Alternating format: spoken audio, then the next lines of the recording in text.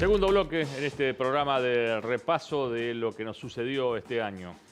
Un 27 de mayo de este año falleció Sergio Barisco, el ex intendente de Paraná, 2 veces intendente, diputado nacional.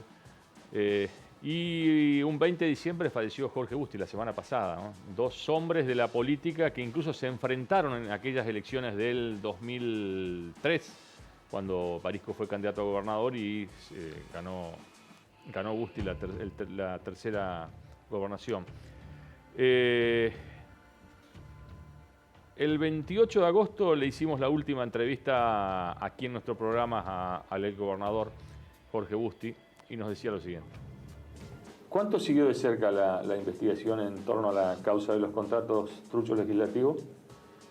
Yo la verdad que estaba tranquilo porque sabía que en mi gestión no había ninguna denuncia de nadie que hubiera denunciado que le hubieran pedido plata por el contrato, no había ninguna mesa paralela a la administración que manejaba el tema del contable, que era el de Abel Benedetto. Pero a ver, sus colaboradores directos con los que he hablado yo sobre este tema me reconocieron de que hubo varios intentos desde el Senado para ingresar el sistema. Yo creo que hay dos actitudes en la defensa que tienen todo el derecho de defender a quienes a quienes encontraron alguna supuesta irregularidad. Una, el manejo, por ejemplo, del doctor Barrandegui, por ejemplo, que era dentro de la justicia y del marco de la ley, y después lo que hacían operaciones de otro tipo, que uno sabía que se encontraba con... Pero no ofende quien quiere, sino quien puede. Y en esto, a la corta o a la larga, la verdad está, ¿no? Lo que pasa es que han rozado a gente que le han tocado su honor y eso está mal. Uno ya tiene más el cuero duro, pero no han podido encontrar nada, ¿no? Y además yo me atengo estrictamente a la resolución de la doctora Marina Barbachelar. Es una pieza jurídica realmente, lo que dice, y bueno, ahí está, yo creo de que la competencia es estrictamente provincial. Han logrado llevarla a la justicia. ¿Te sorprendió de alguna manera esa resolución del juez Alonso? La verdad que es muy elemental la resolución. Pero bueno, esto es contundente. La resolución de Marina Barbachelar, lo que pasa es que... Claro, allí confirma de que los denunciantes utilizaron pruebas falsas, digamos, para involucrar a gente quisieron por pruebas falsas, porque las pruebas falsas, se hicieron las periciales y se demostró que eran no falsas, truchas totalmente. Pero bueno, esto al ser un conflicto de poderes, inevitablemente va a ir a la corte y va a demorar, a lo mejor nosotros no lo vemos, ¿no? ¿Tanto tiempo? ¿Tanto tiempo va a demorar? Y bueno, uno nunca sabe cuando va a la corte un tema de esto. Pero le insisto con esto que... Pero creo que han logrado el objetivo que querían, que no se resuelva, que no se investigara y patear para adelante. Y patear para adelante. ¿Y cómo está observando usted como viejo abogado, la realidad del Poder Judicial de Entre Ríos? ¿Qué cosas buenas ve y qué cosas le habría que cambiar? No, yo creo de que el tema del Poder Judicial, lo que a mí me llama la atención es muchas veces la lentitud con la cual se resuelven los temas. Me gustaría de que se resuelvan más rápidamente. Indudablemente que los defensores tratan de dilatarlo, hacen su juego, tienen todas las herramientas procesales para hacerlo, pero indudablemente a todos nosotros, como también le gustaría al que no... al hombre común. Al que lo juzga, ¿no? No estar permanentemente en la picota. Cuando yo me enteraba por un medio de comunicación que me iban a insertar una denuncia, yo me presentaba inmediatamente donde sea, me presentaba en el juzgado que sea. y me presentaba porque yo tenía copias de todo y me presentaba y pedía defenderme y de esa manera logré que no me pudieran imputar en ninguna porque es la única manera de defenderse en el momento. Esa fue la posición que tomé en creo que 14 denuncias penales que me hicieron. No me refugié nunca en ningún fuero y yo tenía fuero para hacerlo. Uribarri era uno de sus principales hombres de confianza, digamos, ¿no? O sea, usted lo formó de alguna manera, lo trajo desde cuando era un dirigente muy joven. Sin embargo, digamos, ustedes terminaron muy distanciados, digamos. No habla usted con Uribarri, ¿no? No, nos hemos encontrado en las asambleas legislativas y ahí hemos hablado. Yo no soy una persona que vivo del resentimiento. Cuando disputé con él, disputé fuertemente.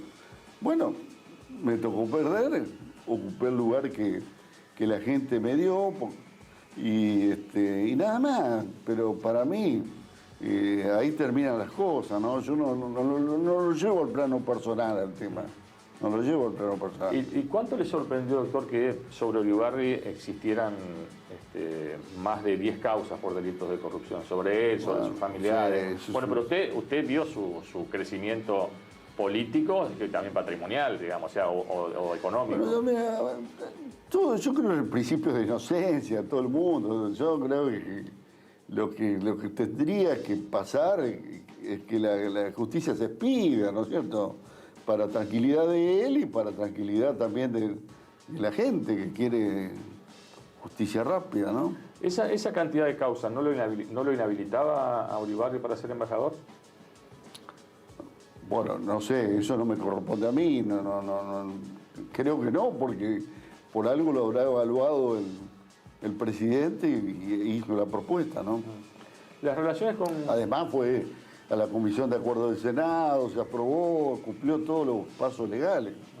¿Le ofrecieron algún cargo desde el Gobierno Nacional? Sí. Me ofrecieron pero esto fue al principio del gobierno, en la Comisión Administradora del Río Uruguay, en la CARU, y yo le dije que me dejara pensarlo una semana, y a la semana le contesté y le dije que no, porque yo todos los cargos que he tenido he sido por la voluntad popular, salvo los 3 meses que estuve en Santiago del Estero, que me pidió el gerente, esos son los únicos, pero que no, porque ya consideraba que mi etapa de ser funcionario, de ser cosas, había terminado, simplemente me sentía compenetrado con la historia de Entre Ríos, y opinando, ¿no es cierto? Porque yo no voy a dejar de ser un militante político hasta el último día de mi vida, así que... La palabra de Jorge Busti, fallecido la semana pasada. Ayelén Weigand también hizo un informe muy fuerte que conmocionó a la audiencia porque hablaron aquellos que pudieron sobrevivir al COVID después de estar internados, después de haber estado grave. Y esto fue algunas de las cosas que nos decían. Hoy vamos a conocer los testimonios de 3 personas de la ciudad de Paraná. Claudia Mendoza Bobadilla tiene solamente 34 años. Estuvo internada en la terapia intensiva y vio morir a su lado a 2 personas. Una de ellas fue la que tanto impacto causó la semana pasada, la joven maestra Betiana Klug, que murió en la ciudad de Paraná. Por otra parte, Carlos Baptista es un locutor de muchos años, reconocido en LT14, hoy Radio Nacional, que ingresó a la terapia intensiva junto a otras 10 personas y fue el único que salió con vida de ese lugar. Hoy los médicos hablan de su caso como un milagro. Y finalmente el testimonio del reconocido músico de Paraná, Coqui Sattler, integrante de la banda Genitales Argentinos. Él, estando a pocas horas o en los últimos momentos de creyendo que ya se recuperaba, terminó en una sala de terapia pidiendo a los médicos que lo ayuden a respirar, algo tan básico como respirar. Por eso hoy el informe nos revela esta realidad, testimonios duros de personas que pudieron sobrevivir al COVID-19.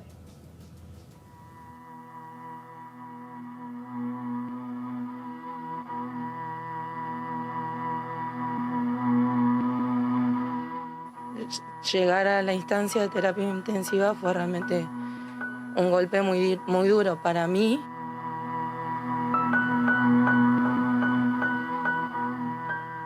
En ese momento incluso hasta uno llega a pensar, iré a salir con toda la cantidad de muertes que hay cuando llegan a las instancias de terapia intensiva. Realmente son muy pocos los que salen. Yo fui en el auto creyendo que me volvía, que me iban a decir, tomate tal o cual remedio, esto es simplemente una cuestión respiratoria sencilla, y no, nunca me lo imaginé. Jamás me imaginé que llegaba ahí y que no volvía a casa, sino hasta después de 4 meses. Cuando pensábamos que estábamos saliendo ya en el día 12, 13, yo empecé con algunos episodios de falta de oxígeno y terminé internado con una neumonía bilateral y con asistencia a nivel de oxígeno.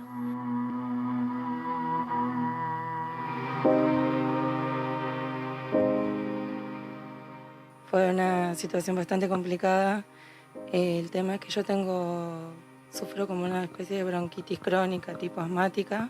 Una semana prácticamente estuve en terapia, así que bueno, fue pelearla, tratada con alto flujo, al 100% de oxígeno y demás, así que fue un COVID severo donde me tomó ambos pulmones. Y después pasé a sala, en donde también me llevó casi una semana de recuperación, incluso un poco más. Yo pensé que saliendo de terapia los 2 o 3 días me iba a venir a mi casa. Lamentablemente no fue así. Así que lo que derivó que prácticamente fueron casi 3 semanas de internación.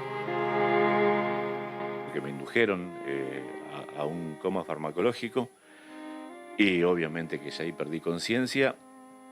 Y cuando me desperté no podía creer que había pasado tanto tiempo. Fueron 53 días en terapia intensiva había estado, muy grave, realmente muy grave.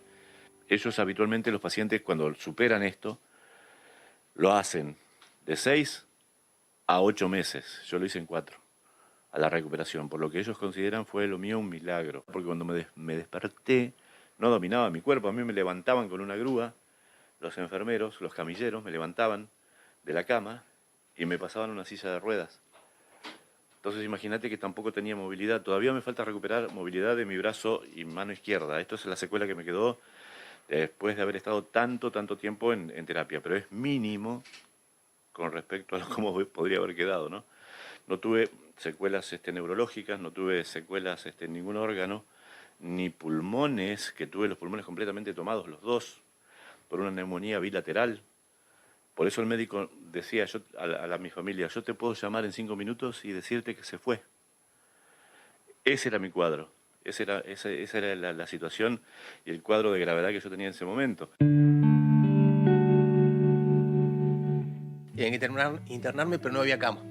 Así que me tuve que volver a casa, volver a la mañana siguiente y terminé derivado al hospital de la Baxada, donde ahí estuve 5 días internado. ¿Qué se te cruza en la cabeza en el momento que te dicen tenés que internarte, pero no tenemos cama, volvés a tu casa? ¿Qué sensación te pasa por el cuerpo? Miedo. Entonces por eso para mí fue muy importante el haber dado con los profesionales de la salud. Todo el mundo te está haciéndote sentir que vas a salir de eso.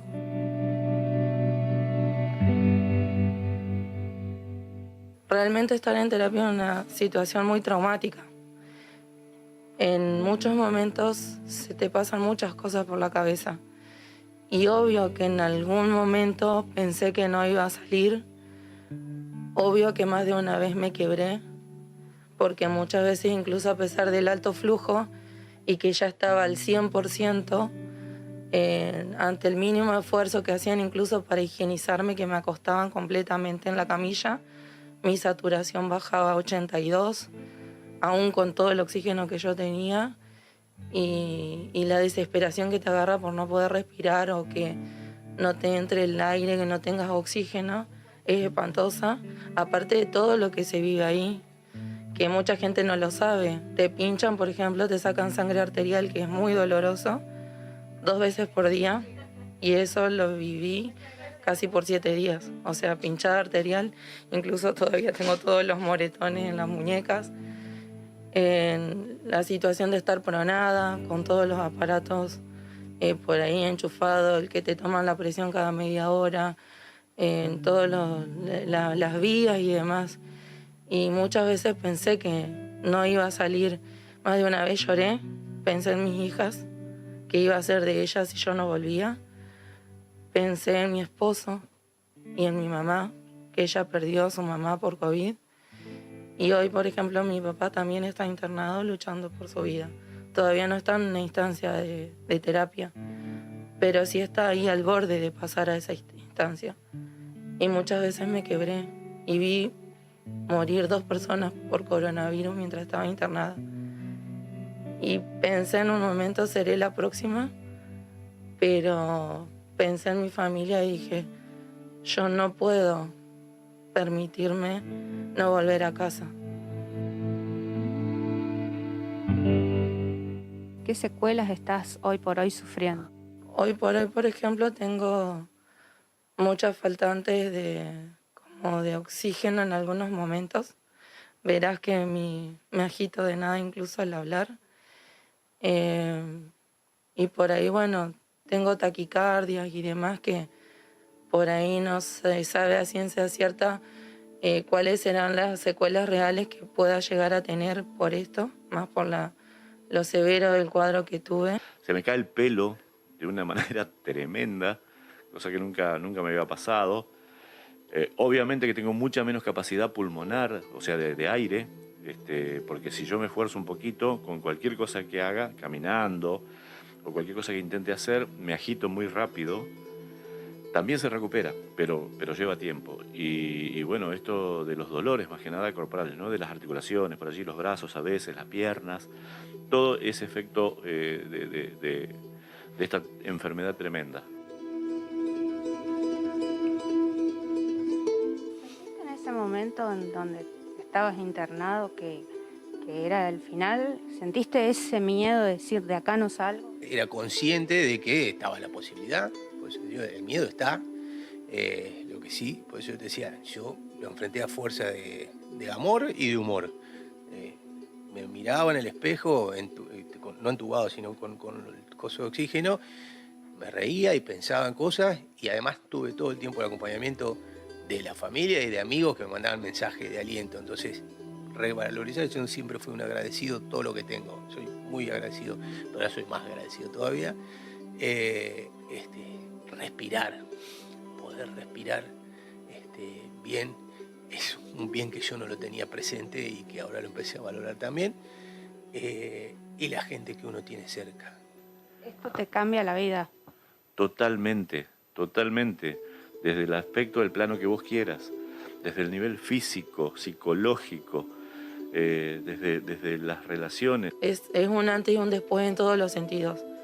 En la cabeza, en el corazón y en la salud, lamentablemente, por las secuelas que quedan. Y lamentablemente seguimos en una sociedad en donde no toma conciencia de que tal vez ellos sí la puedan pasar leve, pero pueden contagiar a otras personas que pueden llegar a no volver a sus casas.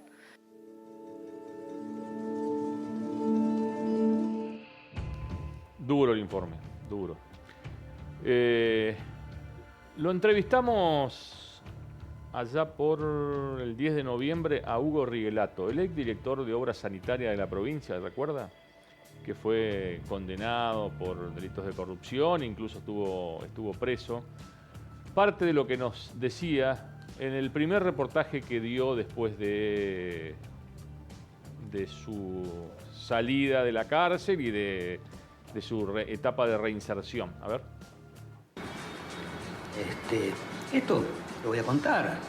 El jefe de guardia pasó y me dijo, no mires para ningún lado, me toma la cabeza y me la pega contra la pared. O sea, le azota la cabeza contra la pared. Sí, me pegó la... O sea, esa fue la bienvenida. Sí, esa fue la bienvenida. Me desmayo en ese momento. O sea, fue muy fuerte el golpe. Sí, fue fuerte. Después me llevan a enfermería y la médica dice, no, es el estrés. No es el estrés. Pero bueno, son situaciones que uno vive, que uno los asume. O sea, usted lo tiene bien identificado a quien le hizo eso, obviamente. Sí. No le pido que lo nombre, sino que lo tiene... No, sí, pero ¿sabe lo que sucede? Es de que es una metodología que en ese momento, yo creo que hoy ha cambiado este tipo de... ¿Estás seguro? No estoy seguro. Porque estamos hablando de hace 2 años, 3 años. Sí, pero posteriormente hubo cambios que me he enterado que ha mejorado un poquito. De cualquier manera, el primer día dormí en una celda, en el piso, se escuchaban hasta las ratas. Para el día siguiente sí, me llevaron a un pabellón. Te hacen desnudar delante de todas las guardias. 5 días tenés que ir, desnudarte. O sea, 5 días seguidos. 5 días seguidos. Ir, desnudarte delante de todas las guardias. O sea, y todos sabían de que usted no estaba allí por un crimen, estaba por un delito de corrupción, no un crimen. Y estimo que sí, estimo que sí. Lo que pasa que su forma de actuar es con todos iguales. Es con todos iguales. Al acceder, digamos, en esa condición ya de privado de la libertad, uno pierde muchos derechos, hasta para protestar. Y ni siquiera conviene protestar. Cuando llegó la gente de los contratos, estamos hablando de Juan Pablo Aguilera, Bilbao, Mena, Almada, ¿alguno le pidió algún consejo o no? No, uno conocía, a ver, porque... Claro, ¿usted lo conocía? Sí, por supuesto. Conversamos de muchos temas, pero hay un código dentro de estos ambientes de que de las causas no se habla. Cada uno tiene su causa, cada uno tiene su problemática. Podemos hablar de la familia, podemos hablar de cualquier cosa, menos de las causas.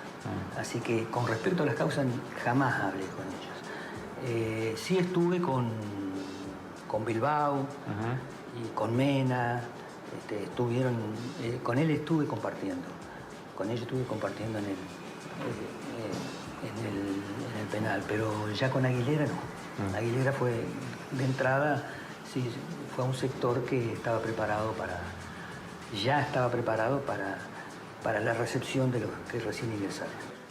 ¿Cuánta gente de la clase política lo fue a ver en ese año y 8 meses a la cárcel?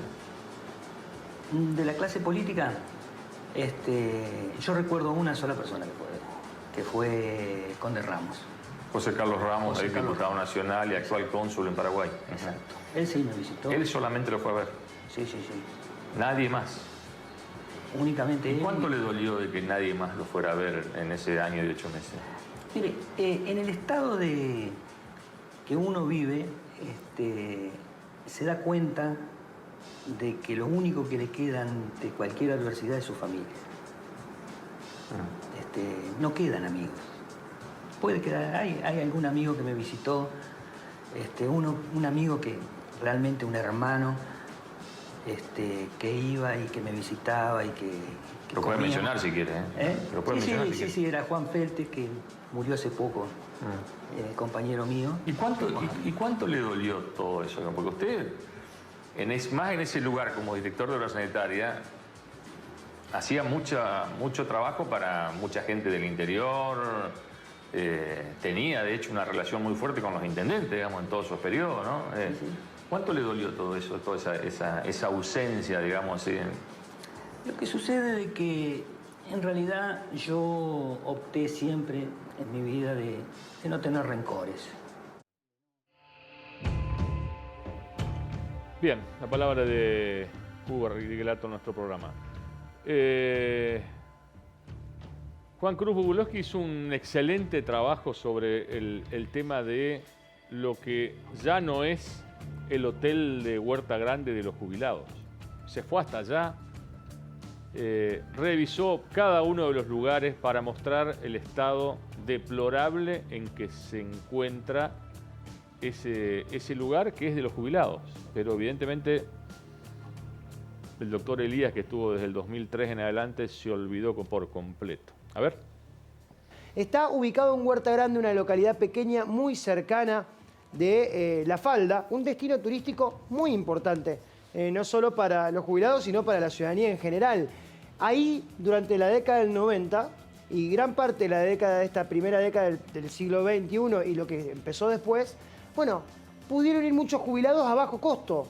Era un lugar donde el jubilado, que muchas veces es castigado por los saberes bajos, por la cantidad de dinero que tiene que invertir en medicamentos, bueno, era un lugar propicio para que el jubilado vaya y pueda vacacionar en un lugar muy lindo, en plena Sierra Cordobesa, a un bajo costo. ¿Qué pasó en los tiempos previos a la pandemia? Primero, el abandono fue durante muchos años, porque cuando vemos el estado de situación actual del hotel, vemos que no es un problema de los últimos 2-3 años. Es un problema de falta de mantenimiento muy extenso que va mucho tiempo atrás. Fíjense el paisaje, fíjense el lugar que tiene. Un lugar muy lindo. Un lugar muy lindo. Un lugar muy lindo. Lástima que de las 20 habitaciones, tan solo 9 están en condiciones mínimas de ser habitadas. Las 11 que están en el segundo piso, ahora en un ratito vamos a ver. Estas son las habitaciones que están bien. Estas son las habilitadas. Estas son las que están bien. Las que podrían ir, Las digamos. que podrían estar habilitadas. De hecho, hay quienes dicen...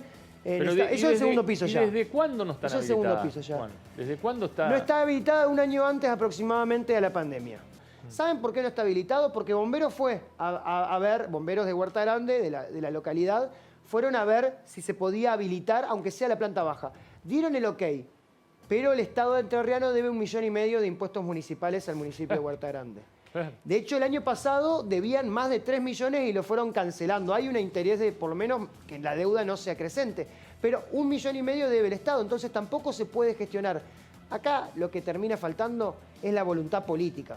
Pero ¿cuánto dinero se gastó, se destinó por parte de la Caja a lo que es la colonia de vacaciones Huerta Grande? Tan solo los últimos 5 ejercicios, 4 años, 2016-2020. En total estamos hablando de 7.461.000 pesos. Pero vos no viste nada de eso, digamos. O sea, No, vos lo no. que viste, no. ¿Dónde están los... ¿Dónde está la plata? Es la pregunta. ¿Dónde está la inversión ahí? 6 millones son para el único personal. Siempre ha tenido un solo personal. En los registros de la Caja figura que 6 millones durante estos 5 ejercicios fueron al único personal que está afectado a la Caja de Jubilaciones. Insisto, 7,5 millones de pesos que fueron destinados entre el 2016 y 2020, y la verdad que no se ve ese 1,5 millones de mantenimiento que va por fuera de lo que es el personal. ¿A dónde fue a parar? Porque en los techos no está, en la escalera no está, en las paredes no está, los ventiladores inexistentes tampoco. Así que es parte de la incertidumbre que nos trae el dinero que ha destinado, insisto, en la última parte, en el último tramo nada más de la gestión de Daniel Herías. Pero lo que sorprende aún más es lo que conseguimos como información, cómo iba otra parte del dinero de la Caja de Jubilaciones destinada a lo que es Huerta Grande. Ustedes me dirán, ¿irá invertido al mantenimiento del lugar? ¿Qué es eso que se está viendo? Pues no, esas son listas de empleados de la Caja de Jubilaciones que recibían viáticos. No, pará, a ver.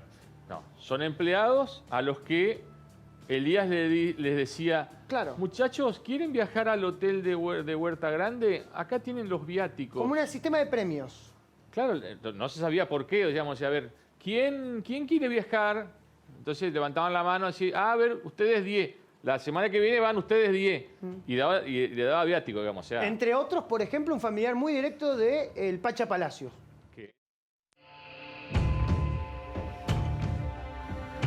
Bueno, en fin. Nos vamos a la última pausa.